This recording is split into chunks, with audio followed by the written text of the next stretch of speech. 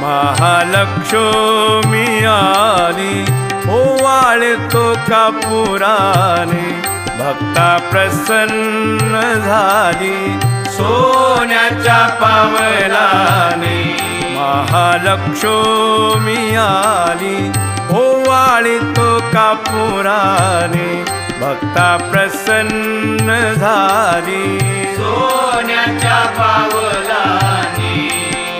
कुंकवाने घातला सडा, मुठी तांबूल विडा, हाती शोभे हिरवा चुडा, दिला प्रसादाचा पेडा सोन्याच्या पावलाने।